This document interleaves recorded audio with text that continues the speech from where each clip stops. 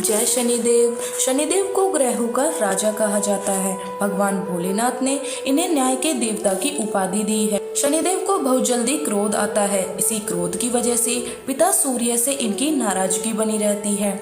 इनके क्रोध से सभी बचने की कोशिश करते हैं, वरना व्यक्ति पर मुसीबतों का पहाड़ टूट जाता है। इन्हें प्रसन्न करने के लिए शनिवार व्रत रखा जाता है। शनिदेव व्रत कथा। एक बार सभी 9 ग्रहों सूर्य, चंद्र, मंगल, बुध, बृहस्पति, शुक्र, शनि, राहु और केतु में बहस हो गई, कौन सबसे बड़ा है। आपस में लड़ने के बाद सभी देवराज इंद्र के पास पहुंच गए। इंद्र असमंजस की स्थिति में निर्णय नहीं दे पाए, परंतु उन्होंने सभी ग्रहों को सुझाव दिया कि पृथ्वी पर राजा विक्रमादित्य है, वही इनका फैसला कर सकते हैं, क्योंकि वह बहुत ही न्यायप्रिय राजा हैं। सभी पृथ्वी पर राजा विक्रमादित्य के पास गए, अपने आने का कारण बताया। राजा उनकी समस्या को सुनकर बहुत परेशान हो गए। उनका चिंतित होना भी लाजमी था, क्योंकि जिसको भी किसी से छोटा बताया वही गुस्सा कर जाएगा। राजा के काफी सोच विचार करने के बाद एक उपाय सूझा। उन्होंने स्वर्ण, रजत, कांस, पीतल, सीसा, रांगा, जस्ता, अभ्रक और लोहों से 9 सिंहासन का निर्माण करवाया। उन्हें उपयुक्त क्रम में रख दिया। सबसे निवेदन किया कि क्रमानुसार सिंहासन पर आसन ग्रहण करे। शर्त रखी गई कि जो सबसे अंतिम में सिंहासन पर आसन ग्रहण करेगा वही सबसे छोटा माना जाएगा, जिसकी वजह से शनिदेव सबसे बाद में आसन प्राप्त कर सके और सबसे छोटे कहलाए।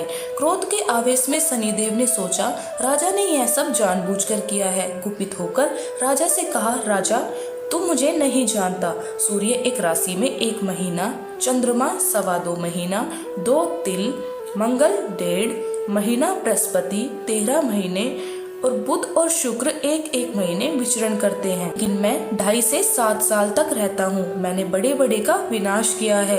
श्री राम की 7.5 आने पर उन्हें जंगल जंगल भटकना पड़ा और रावण के आने पर लंका को बंदरों की सेनापति से परास्त होना पड़ा। क्रोधित शनिदेव ने राजा से कहा, अब आपको सावधान रहने की जरूरत है। इतना कहकर शनिदेव कुपित अवस्था में वहाँ से चले गए। समय गुजरता रहा। काल चक्र का पहिया घूमते हुए राजा की 7.5 आ ही गई। तब शनिदेव घोड़ों का सौदागर बनकर राजा के राज्य में गया।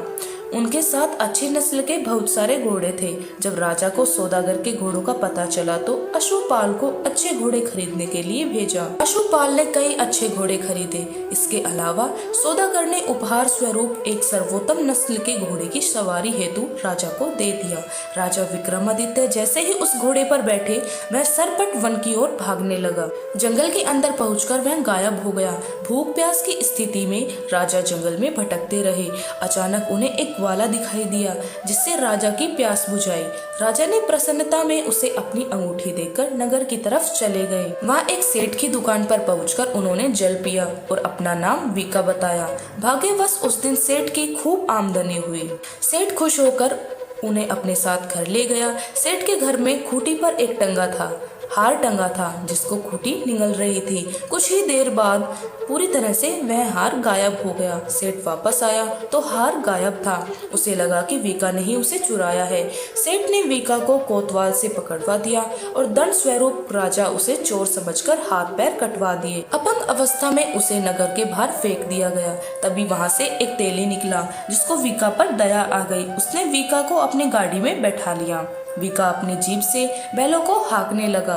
कुछ समय पश्चात राजा की शनि दशा समाप्त हो गई।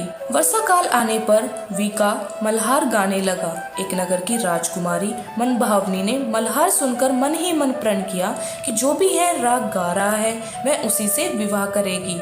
उन्होंने दासियों को खोजने के लिए भेजा, परंतु वापस आकर उन सब ने बताया कि वह एक अपंग आदमी है। राजकुमारी यह जानकर भी नहीं मानी।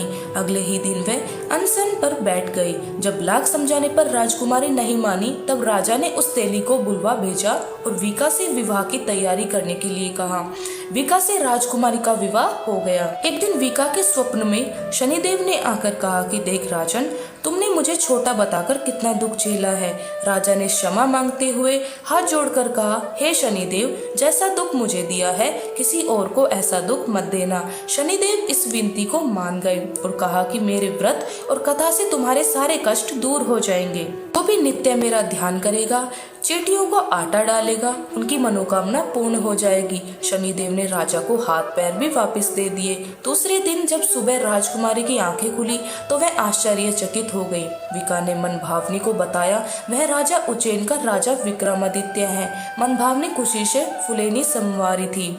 राजा और नगरवासी अत्यंत प्रसन्न हुए। सेठ से निवेदन करते हुए कहा कि मुझे शांति तभी मिलेगी जब आप मेरे घर चलकर भोजन करेंगे। सेठ ने कई प्रकार के व्यंजनों से राजा का सत्कार किया। तब राजा भोजन कर रहे थे, तभी जो खूंटी हार निगल रही थी वहीं उसे अब उगल रही थी। सेठ ने अनेक मोहरे देकर राजा का धन्यवाद किया और अपनी कन्या श्री कवरी के पानी ग्रहण का निवेदन किया। राजा ने शहर स्वीकार कर लिया। राजा अपनी दोनों रानियों मनभावनी और श्री कवरी को लेकर उज्जैन नगरी लौट आए। सारे नगर में दीपमाला और खुशी मनाई।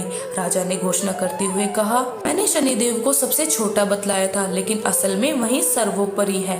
तब से सारे राज्य में शनिदेव की पूजा और कथा नियमित होने लगी। सारी प्रजा के बीच खुशी और आनंद का वातावरण बन गया। शनिदेव के व्रत की कथा जो भी सुनता या पढ़ता है उसके सारे कष्ट दूर हो जाते हैं। जय शनिदेव महाराज की जय। श्री श्याम। अगर आपको कथा पसंद आई हो तो चैनल को लाइक और शेयर करना ना भूलें।